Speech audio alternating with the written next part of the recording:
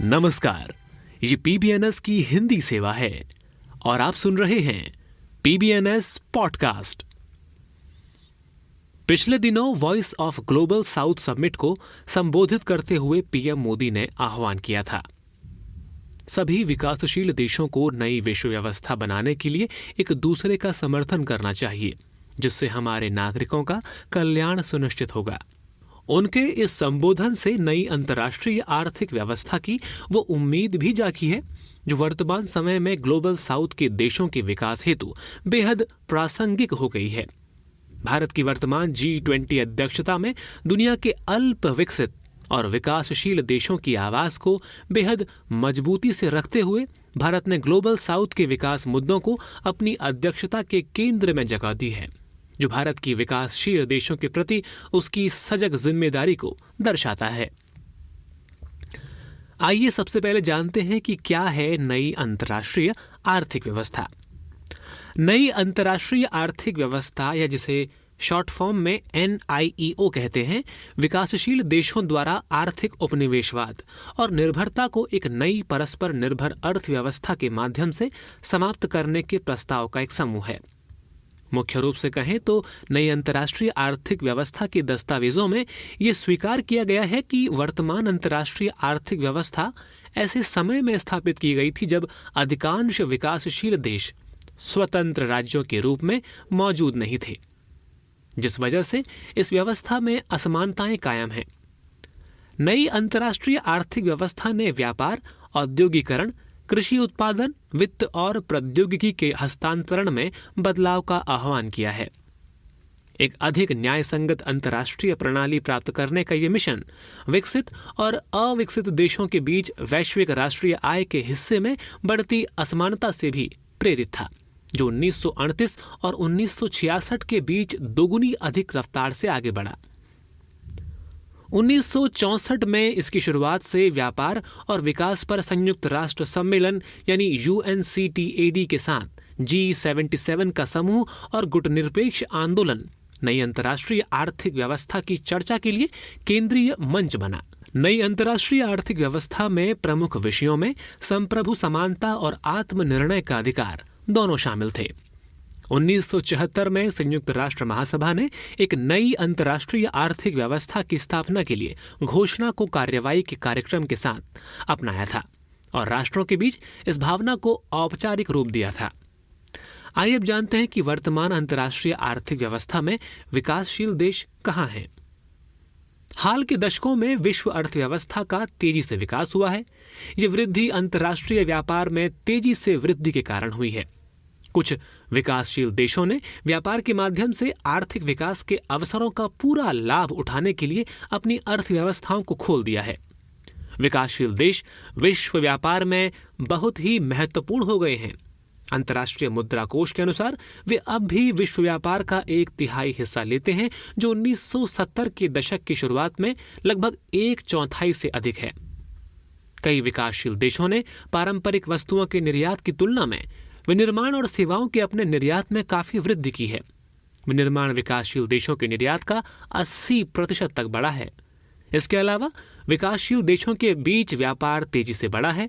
उनके निर्यात का 40% अब अन्य विकासशील देशों में जा रहा है। हालांकि हाल के दशकों में एकीकरण की प्रगति असमान रही है। प्रगति एशिया में कई विकासशील देशों के लिए और कुछ हद तक लैटिन अमेरिका में बहुत प्रभावशाली रही है। ये देश सफल हो गए हैं क्योंकि उन्होंने वैश्विक व्यापार में भाग लेने का विकल्प चुना, जिससे उन्हें विकासशील देशों में बड़े पैमाने पर प्रत्यक्ष विदेशी निवेश आकर्षित करने में सहायता मिली। भारत ने व्यापार, उदारीकरण और अन्य बाजारोन्मुखी सुधारों को अपनाया और अंतर्राष्ट्रीय अर्थव्यवस्था में अपनी स्थिति बेहद मजबूत की। लेकिन कई ग्लोबल साउथ के देश, विशेष रूप से अफ्रीका और मध्य पूर्व में प्रगति कम तेजी से हुई है।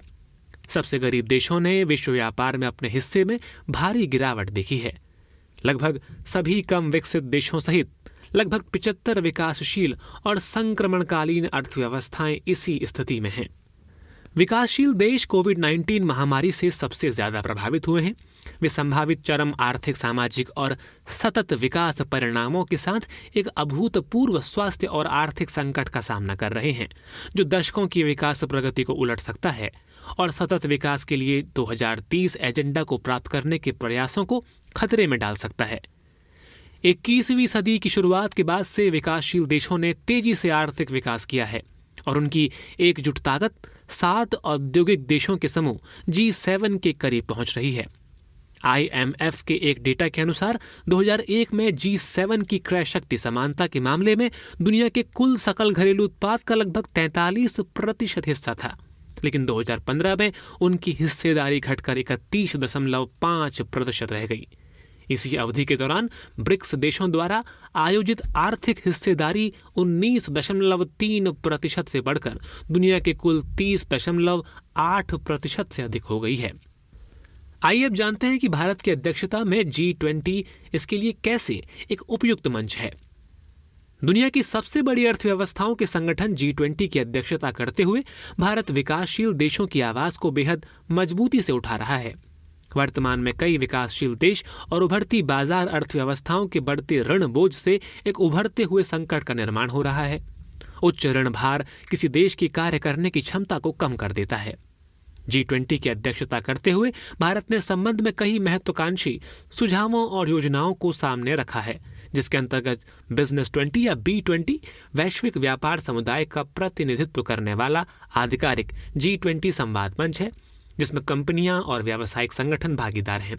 B20 वैश्विक व्यापार जगत के साथ ग्लोबल साउथ के नेताओं को वैश्विक आर्थिक और व्यापार शासन के मुद्दों पर उनके विचारों के लिए प्रेरित करने की प्रक्रिया का नेतृत्व करेगा।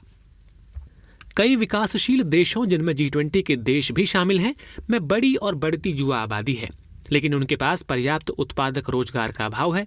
इसके अंतर्गत यूथ 20 या Y20 जैसे सम्मेलनों के साथ एक ऐसा मंच प्रदान किया जा रहा है जो युवाओं के दृष्टिकोण और विचारों को व्यक्त करने की स्वतंत्रता देता है।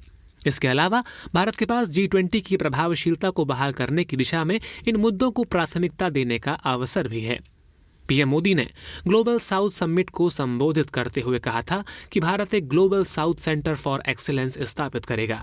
ये केंद्र विकासशील देशों के लिए अपनी सर्वोत्तम प्रथाओं और सामान्य विकास चुनौतियों के समाधान साझा करने के साथ साथ एक दूसरे से सहयोग करने और सीखने के लिए एक मंच के रूप में कार्य करेगा। ये सतत विकास को बढ़ावा देने और विकासशील देशों की जरूरतों को पूरा करने में महत्वपूर्ण भूमिका निभाएगा। भारत इस वैश्विक समूह की अध्यक्षता करते हुए ग्लोबल साउथ देशों के लिए नई विश्व व्यवस्था में नई अंतर्राष्ट्रीय आर्थिक व्यवस्था को बेहद महत्वपूर्ण ढंग से विश्व के सामने रख रहा है। आइए अब जानते हैं कि भारत नई अंतर्राष्ट्रीय आर्थिक व्यवस्था में कैसे महत्वपूर्ण है। वर्तमान समय में भारत विश्व की 5वीं सबसे बड़ी अर्थव्यवस्था है। विश्व में वास्तविक सकल घरेलू उत्पाद यानी GDP में 6 से 6.5% की वृद्धि करने के साथ ही भारत वर्ष 2029 तक तीसरी सबसे बड़ी अर्थव्यवस्था बनने के लिए तैयार है। भारत एक उभरती महाशक्ति है जो वैश्विक स्तर पर बेहद तीव्र गति से आगे बढ़ती जा रही है। ऐसे में भारत दुनिया के सामने विकासशील देशों के लिए नई अंतर्राष्ट्रीय आर्थिक व्यवस्था का नेतृत्व करने के लिहाज से बेहद महत्वपूर्ण है। विश्व बैंक ने अपने प्रमुख प्रकाशन इंडिया डेवलपमेंट अपडेट भारतीय विकास अद्यतन के नवीनतम संस्करण में कहा है कि चुनौतीपूर्ण वहां वातावरण के बावजूद भारत की अर्थव्यवस्था ने लचीलेपन का प्रदर्शन किया है। नेविगेटिंग द स्टॉर्म शीर्षक वाली रिपोर्ट में निष्कर्ष है कि अधिकांश अन्य उभरते बाजारों की तुलना में भारत की अर्थव्यवस्था वैश्विक हालात से निपटने के लिए अपेक्षाकृत अच्छी स्थिति में है। पिछले एक दशक में भारत की बाहरी स्थिति में काफी सुधार हुआ है। चालू खाता घाटा पर्याप्त रूप से प्रत्यक्ष विदेशी निवेश प्रवाह में सुधार और विदेशी मुद्रा भंडार की एक ठोस बुनियाद, जो भारत का अंतर्राष्ट्रीय भंडार दुनिया की सबसे बड़ी होल्डिंग्स में से एक है, द्वारा वित्त पोषित है। भारत समय समय पर अलग अलग वैश्विक मंचों से ग्लोबल साउथ के देशों के हक के लिए आवाज उठाता रहा है। वर्तमान समय पर दुनिया में बढ़ती असमानता के कारण नई अंतर्राष्ट्रीय आर्थिक व्यवस्था और भी अधिक महत्वपूर्ण हो गई है, जिसमें भारत के योगदान को उसकी वर्तमान G20 की अध्यक्षता से साफ समझा जा सकता है। धन्यवाद।